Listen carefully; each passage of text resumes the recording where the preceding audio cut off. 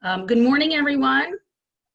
We are just running a couple minutes late, but that's all right, because you know what? We want more people to come and join us. So let's,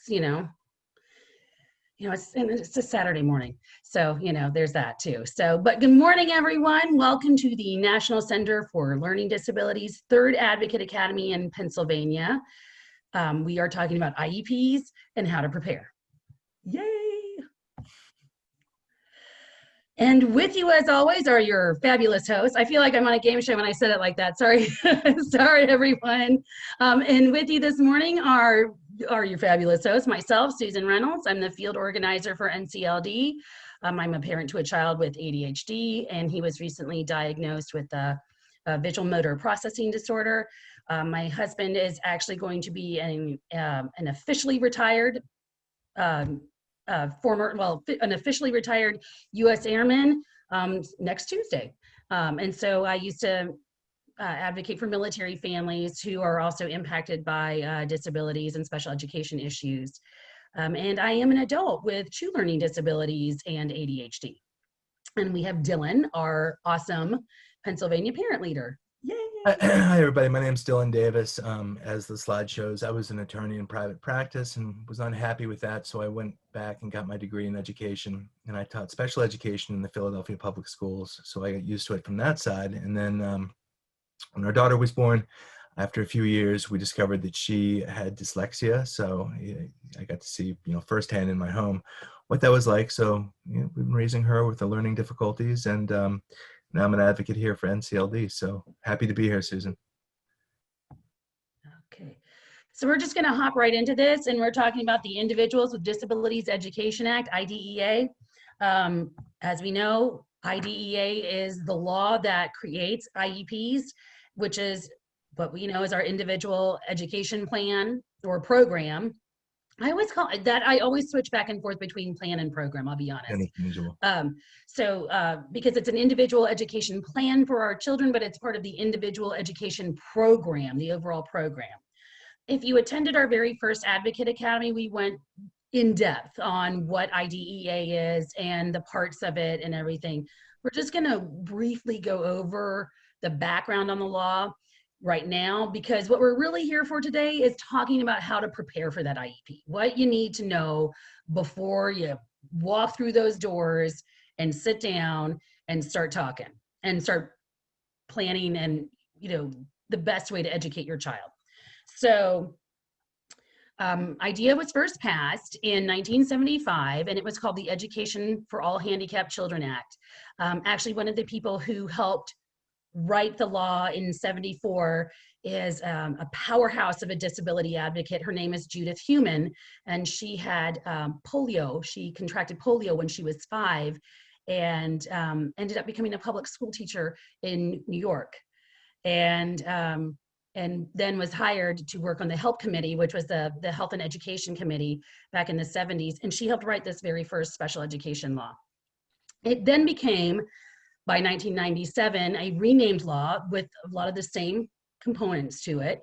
And we entitled it the Individuals with Disabilities Education Act, or IDEA. I go back and forth between IDEA and IDEA. And the purposes of this, the primary purposes of IDEA are to provide a free and appropriate public education, or FAPE, to children with disabilities, and to give parents a voice in their child's education. IDEA receives about $12 billion in federal funds each year, and to serve about 6.6 million children, teens, and young adults with disabilities. There are 5 key concepts to IDEA, and each of these are actually hyperlinked. So when we send out this recording and we send out the slides, you will have access to these hyperlinks too. And these 5 key concepts are FAPE, the free and appropriate public education; child find; least restrictive environment, LRE; the individualized education program, IEP; and procedural safeguards. So we're gonna get right into, oh, sorry, I'm moving myself ahead too quickly. Sorry about that, everyone. Dylan and I think the other parent leaders in our other states, we are big fans of this quote. This is the purpose of an IEP. And this comes directly from the law. So this is actually part of the law. Disability is a natural part of the human experience and in no way diminishes the right of individuals to participate in or contribute to society. Improving educational results for children with disabilities is an essential element of our national policy of ensuring equality of opportunity, full participation, independent living, and economic self-sufficiency for individuals with disabilities. So remember this purpose.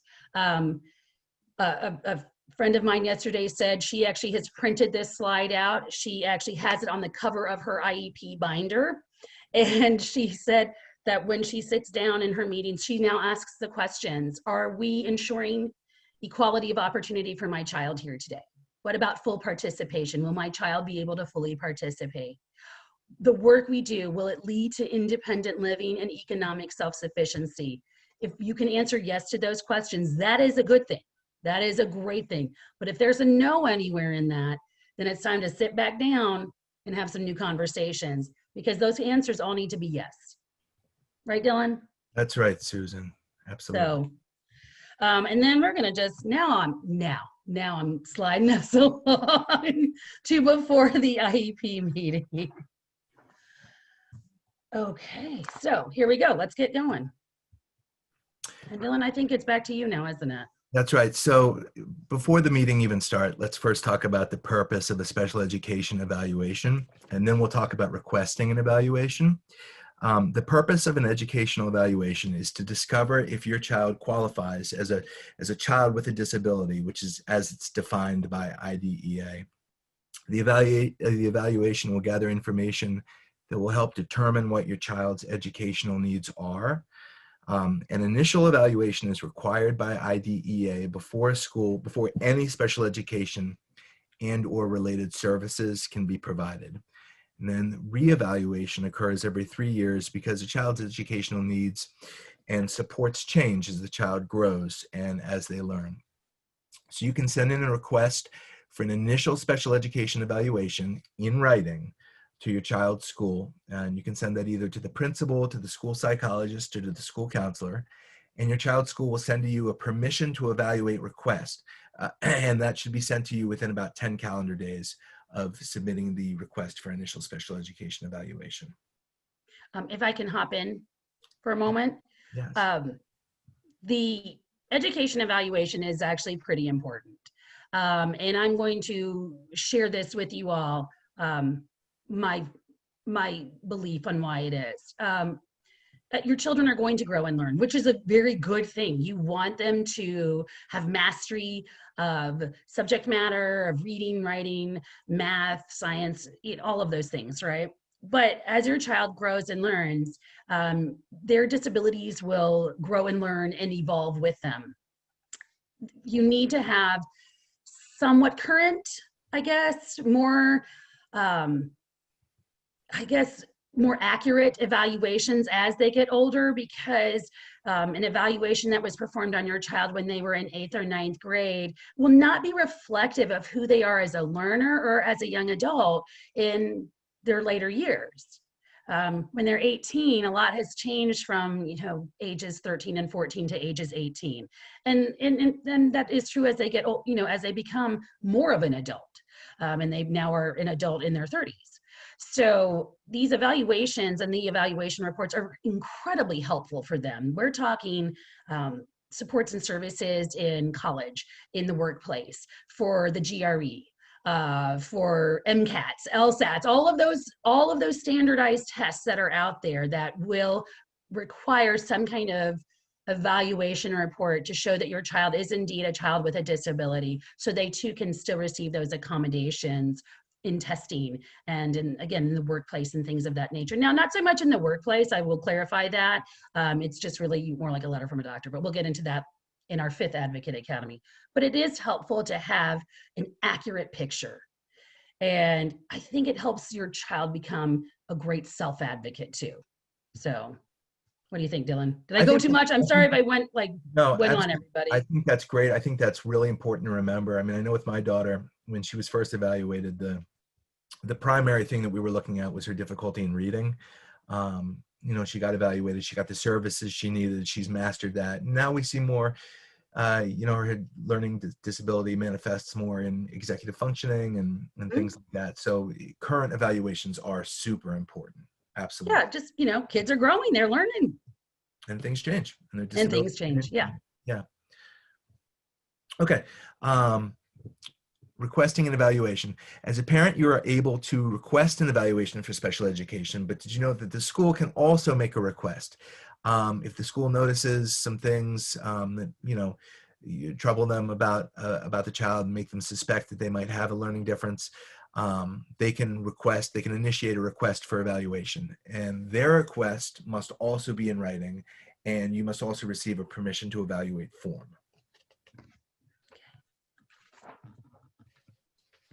Understanding evaluation reports. So all the evaluations are complete. Let's say that's been done by the school psychologist. The evaluations are complete, and it's time now to review the report. What you should do is you should request a copy of the evaluation report and schedule a conference or a call before the IEP meeting begins in order to review the findings of the school psychologist. Who can you meet with? You can talk with someone in your child's school or at the parent center in your state. We have lots of resources at the end of the slides that show the parent centers that you can get in touch with. You can also meet with the professionals conducting each part of the evaluation. They should make themselves available to discuss the findings prior to the IEP meeting as well. Here are some sample questions you can ask. You can ask, what assessment tools were used during the evaluation? What tests did they use? What data was collected through the evaluation with your child? And what are the educational strategies that they're going to suggest based on the findings from the evaluation? It's really important to find somebody you can work with and that they have the ability to review the evaluation report with you. Now, IDEA built in a whole series of parental rights, which you are entitled to when you advocate for your child. You have the right to an explanation of procedural safeguards under IDEA in your state. You have the right to fully participate in meetings related to the identification, evaluation, and placement of your child. You have the right to obtain an independent educational evaluation. You have the right to receive prior written notice relating to the identification, evaluation, and placement of your child. You have the right to give or deny consent, and you have the right to disagree with any decisions that are made by the school. If I can, I'm going to hop in here again. Yeah. I shared just 10 minutes ago, as an individual with a disability, I also have ADA rights extended to me when advocating for my child. So if you are a parent with a disability, no matter what your disability is, you have ADA protections when advocating for your child in this process as well. And let the school know that you will need ADA accessibility and accommodations, whatever those might be for you. I use them all the time. I absolutely do. It's one of the big reasons that I ask for information in advance, is because I actually need the time to really read over it, because I too have dyslexia. So it takes me a while to read some of this information, and I need to have it a minimum of 7 business days in advance so I can just really delve into it. So don't forget, if you are a parent with a disability, you too have ADA protections in the school. I think it's really important that this goes back to advocacy, and we teach our children advocacy and self-advocacy, and you also have to advocate for yourself in these meetings and in the whole process. Yeah. You are able to gather and review all information. So this means you're able to gather and review all information relating to your child before the IEP meeting.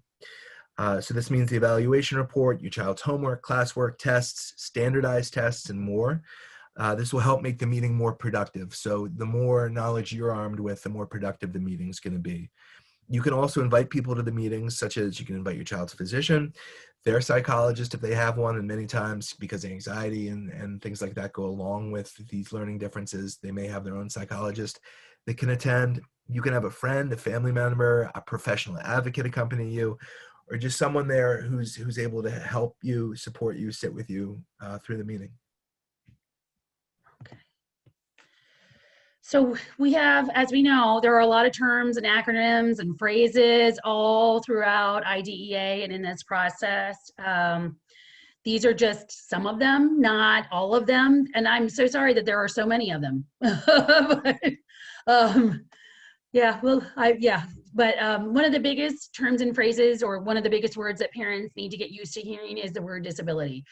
Disability is in the law. It's Right. the federally recognized word. It is the word, the phrase, the term, whatever you want to call it, that will ensure your child will receive the accommodations, their rights, their educational rights, their civil rights under ADA and 504. So it is, I'm a big fan of using the word to describe myself. So it is a word that you're going to hear frequently.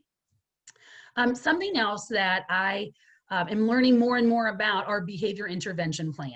And I can definitely share some information about that because I didn't include as much on them for some reason with this. And I do apologize to everyone for that. But a behavior intervention plan is a really great way to ensure that your child's behavior is not getting them in trouble.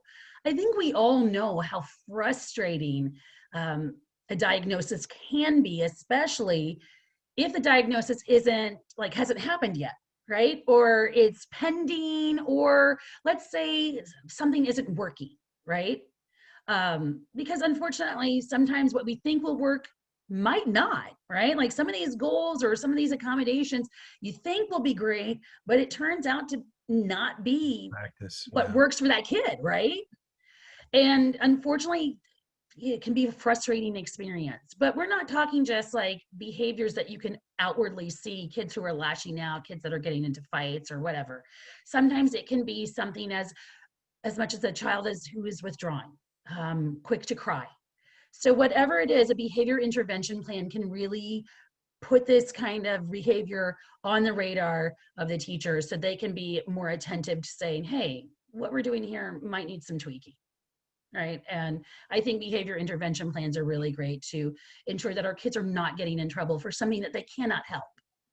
So I'm a big fan of them. The Like, 'cause a lot of independent times, what's I was that? going to, sorry to interrupt, Susan, but as we were No. talking beforehand, I mean, a lot of times these learning disabilities, the kids don't know what's going on, and they're going to react to the frustration. Yeah. And they're going to react in a variety of different ways based on the the unique situations of your child. So, as you said, these BIPs, these behavior intervention plans, can be very important.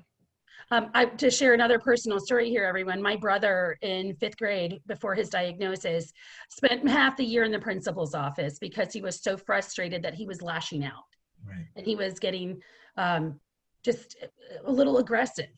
And he was just you could see that he was a really frustrated kid. I too, before my official diagnoses, I too was a very frustrated kid, but mine was more, I was very disruptive in class. I became the class clown to deflect. So Mm-hmm. I turned out to be disruptive to all the kids around me. Mm-hmm. Um, so a behavior intervention plan would have been really great for myself and my brother. So we wouldn't have been getting into so much trouble. So the next is the IEE, the Independent Educational Evaluation. And that is exactly as its name implies. Hey, I want an IEE. And you always have the right to ask for that. The PLOP, the present levels of performance. Where is your kid at academically right now? This exact moment. And that's what that stands for. It's your present levels of performance. The annual goals, again, these are, as the name implies, these are the goals that will be part of your child's IEP that are updated every year. SDI is specially designed instruction, and that is the curriculum, the instruction, the methodology. It will be designed for your child because, again, we're going to use that I, individual. And then assistive technology. We did our second Advocate Academy on assistive technology on AT.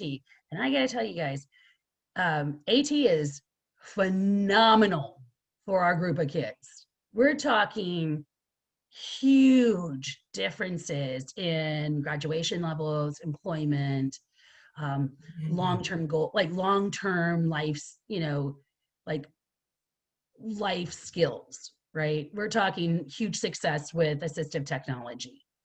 A transition plan, your child, of course, growing up, so you're going to need to start talking transition. Each state talks transition at a different point. So if you're not, by the time your child is about 14, 15, if you're not talking about transition, start talking about transition. And then again, if you disagree with what's going on or you have some concerns, you can always go to the Office of Civil Rights. The U.S. Department of Education website has a link for the Office of Civil Rights. I have actually looked this up so I could actually be a little more accurate when I describe this. You can seriously go on their website, find the Office of Civil Rights. You can go on their webpage now and type in your complaints, your concerns about your state, your district. It's right there. You don't have to print anything out or mail it in. Isn't technology exciting? I feel like I just discovered the internet all of a sudden like this. Sorry about that, everyone. But now you've got your Pennsylvania terms. So Dylan, I'm handing it back over to you. So you have the LEA, the local education agency in our area. It's the IUs, the intermediate units. They're the agencies that provide special education supports. The permission to evaluate form is the form in Pennsylvania that you're going to sign, giving the school permission to evaluate your child. The NORUP, the Notice of Recommended Educational Placement. That's going to be, the strategies that are going to be used for your child. PWN, prior written notice with reason. PDE, the Pennsylvania Department of Education, which of course is the Pennsylvania state level for the federal Department of Education, and the state education agency is like the PDE. It's the state education agency. Sorry. That's okay. Present levels of performance, or again, PLOP. It's an interesting acronym. Always makes me giggle. Get it. It describes how your child performs in academics and functional skills, including daily living and self-help, daily living life skills, social skills, behavior, sensory skills, communication skills, and mobility. The PLOP is going to include your parent input, documenting your most pressing concerns, as well as your child's strengths and challenges outside of the school. For instance, I know that when we were starting the process, my wife and I got very specific surveys to fill out where our input based on what we observed for our daughter was taken into account to determine her present levels of educational performance and life skills lessons. So the IEP team is required to describe the PLOP, the present levels of academic achievement and functional performance. As you begin the IEP process, you go over your child's PLOP, the IEP process, and as you start to go over it, the IEP process is going to make more sense, hopefully anyway. When you start talking about the present levels of performance with the school, this is the time for you to voice your concerns as the parent. Tell them what you are observing, what you are seeing. Your child takes an hour to get ready in the morning, or homework takes hours when it should take, minutes. It's the time in the meeting when the parent voice is supposed to be heard, and it's why you, the parent, are part of the IEP team. That's why you've been included. So you're advocating for your child. Your perspective definitely matters. The things you observe matters. And so does your voice. You have to be an advocate for your child and be really clear about the things you are seeing at home. So IEP goals, these are really important. These are the goals that are going to be put in the IEP, and knowing your child's present levels of performance are going to help when writing measurable goals for your child. IEP goals are so-called SMART goals. They reflect your child's academic performance academic performance levels. So what does SMART mean, or what does it stand for? It means that the goals have to be specific, measurable, use action words, be realistic and relevant, and be time limited. And I'll go through each one. You want me to hop to the example really fast? Yeah. I'm sorry to interrupt. You want me to hop to the example as you're reading through this? Hop ahead to the example, and then Okay. Go ahead. We got an example, everyone. So should I just go ahead and read it and then talk about it? Yes, of course. I know this is a newer slide for us. We just added this in recently, so sorry, everyone. So let's say you have Alex. He's in 5th grade, but reading 3rd grade materials with 50 to 70 words per minute and 4 to 6 errors. So the annual goal that is going to be put in the IEP is going to say something like this. It's going to say, given 5th grade material, Alex will read 120 words per minute with only random errors. That's where we want to get to.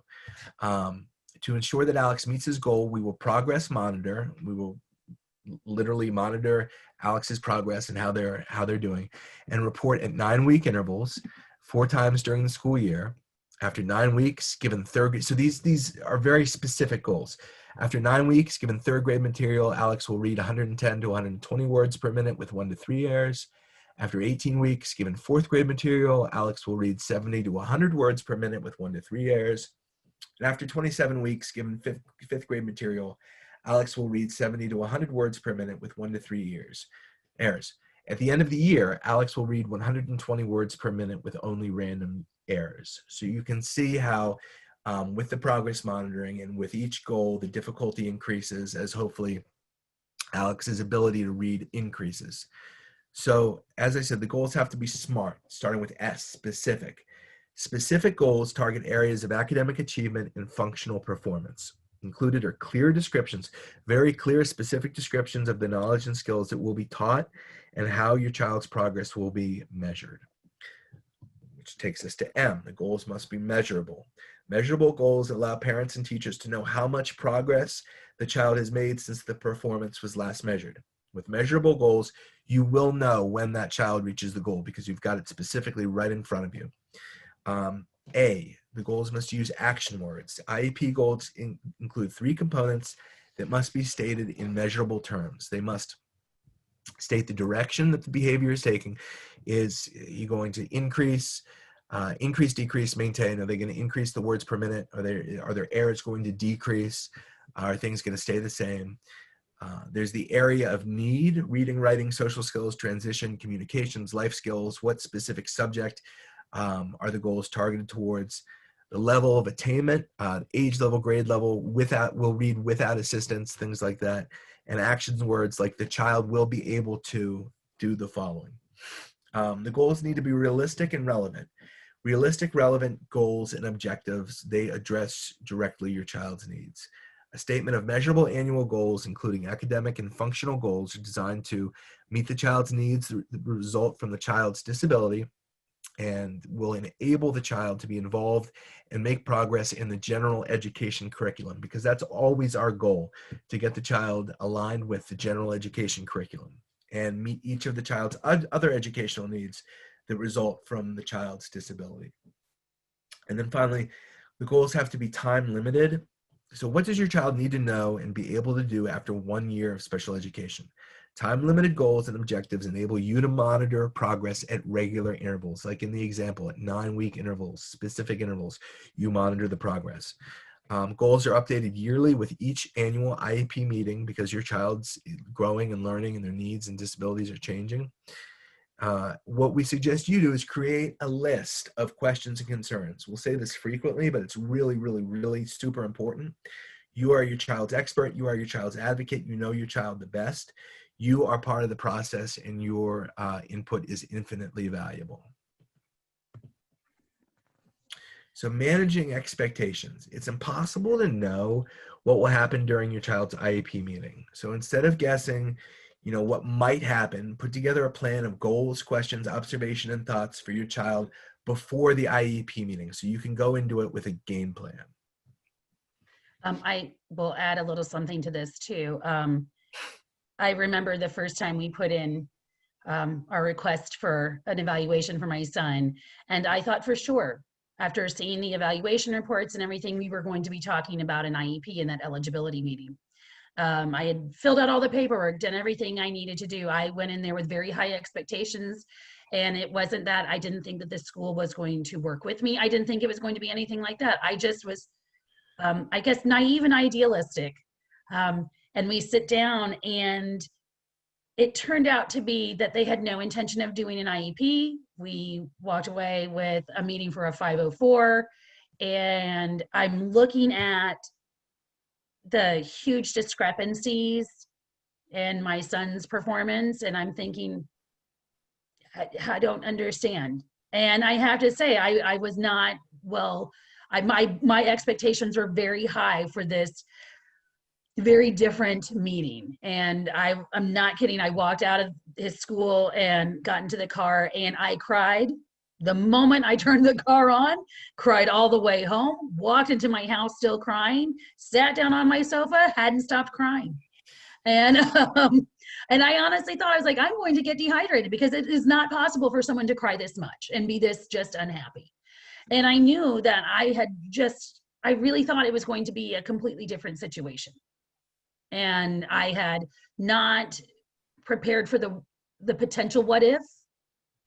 And I don't like the what if and the guessing and everything like that. But at the same time, I was not as well prepared, and I did not. And because I got so flustered, I completely just everything I had thought I was going to say went right out the window. I couldn't even respond because I was so flustered by what was going on. So that's the other thing. When you manage your expectations, you got to be prepared for the fluster, right? For it to kind of knock you out and for all the words to disappear. Right. This will sound very interesting and maybe a little strange, but I actually practice a little bit, like I'm in rehearsal, like I'm in a play. Right. And I haven't done theater since I was in college. So it's just, I just try to make sure that I remember to ask my questions. I even write them down and have prompts for myself to remember to ask the questions. I hold out I'll put down my notebook so they can see on the table that I have questions, because I cannot allow that moment to ever happen again. Right. And so, that's one of the many interesting ways you can manage your expectations, manage what's going on, because this is an emotional experience.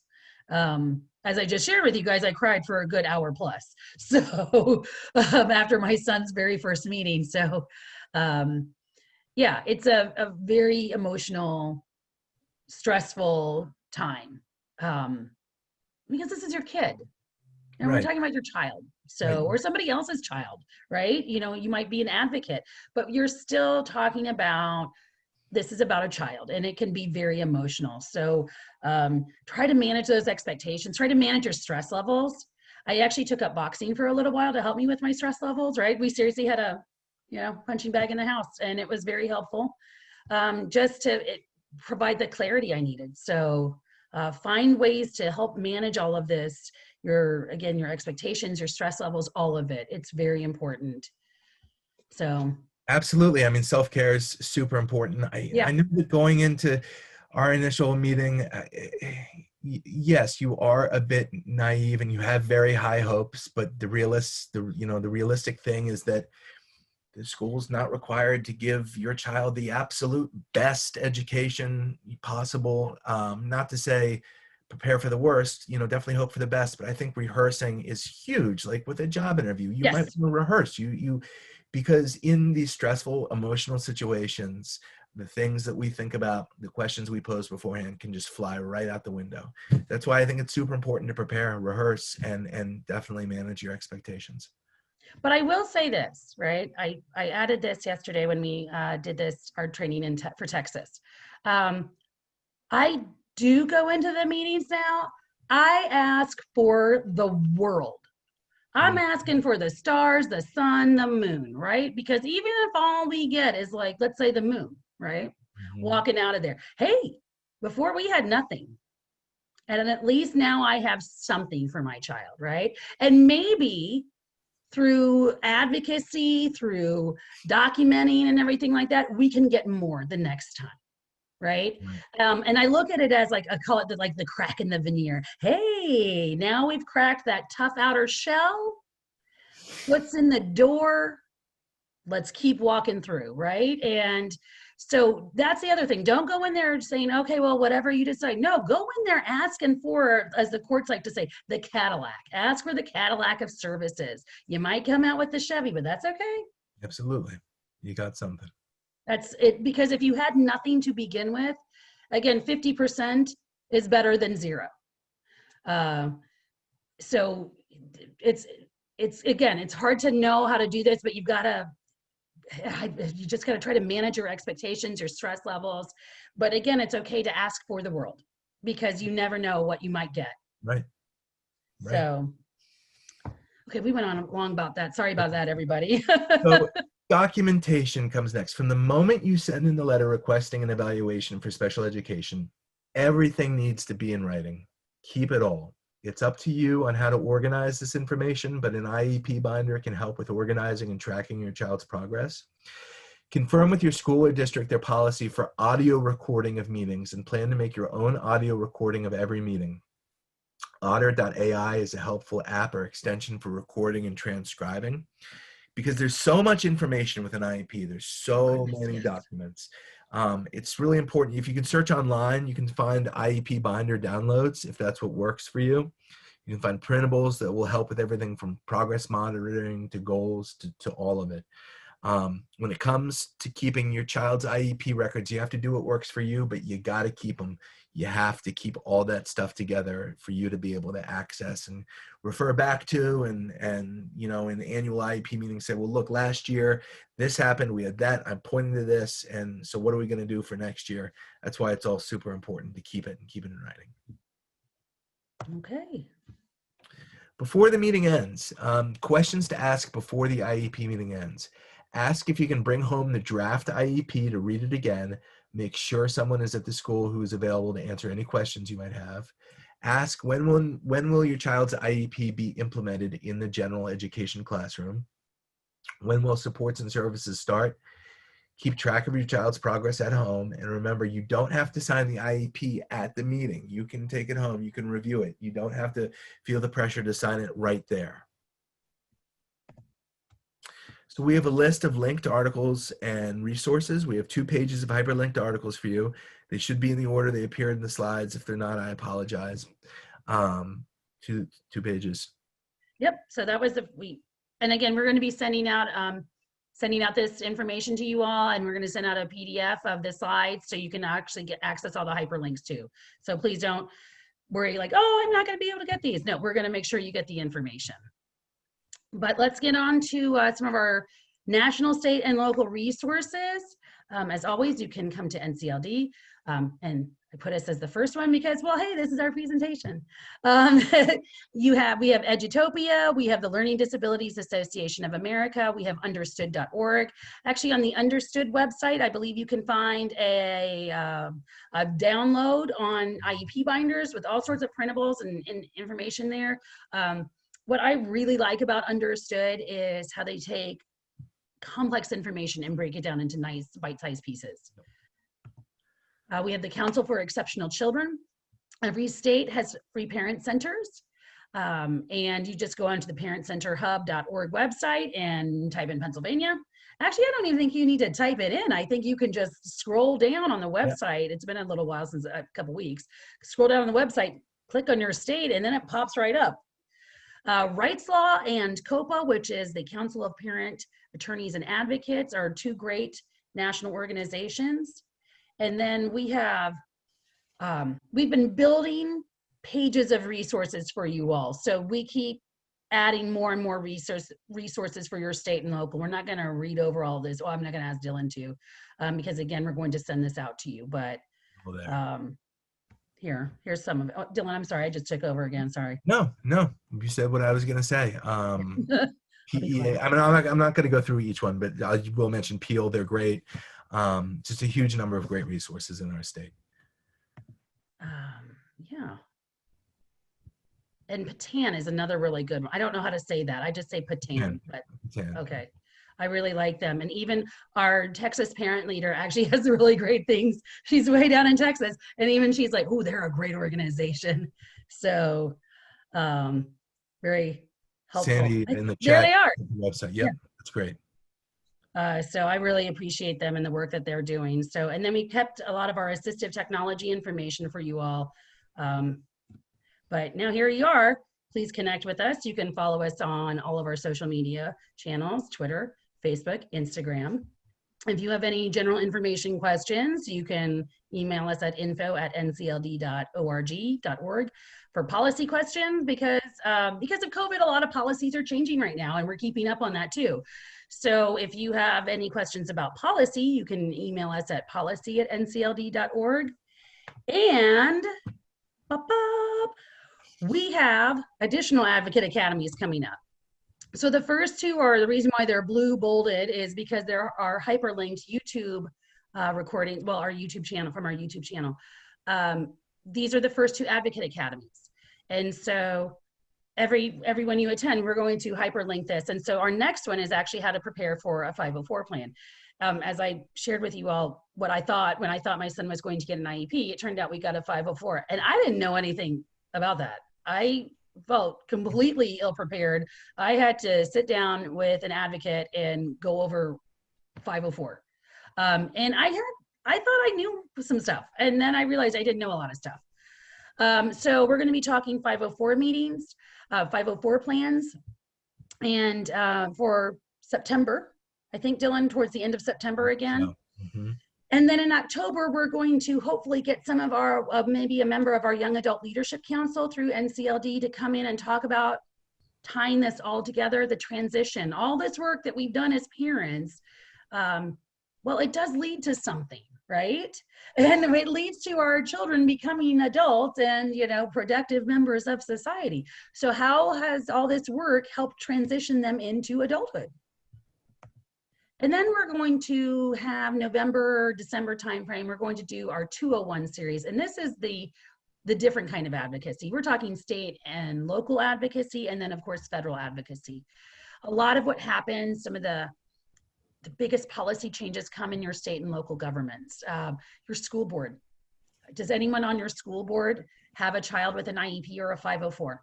If not, how are they accurately representing you all as parents if they don't understand what the heck is going on in that process, right? And I think it's important for us to know how to ask questions in school board meetings and how to speak to our local elected officials and how to speak to the State Department of Education.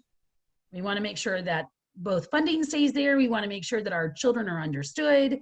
And we want to make sure that teacher preparation is inclusive of children with learning disabilities and ADHD. And then because we're talking federal laws, we also have to talk federal advocacy. And again, it's going to be how do we speak to these people and share our stories and get them to understand that their vote impacts us and that we need for them to understand what our kids are going through in school and as they transition into adulthood. So we are now finished. So thank you, everyone. But don't jump off just yet. We're going to stay and ask questions. I'm just going to stop recording, and then we're going to hang out and ask some questions, or you will ask some questions, and we will hopefully have answers. So I'm sorry, I don't understand how I'm very slow with this stopping recording. So sorry, everyone. Give me a minute. I think I can do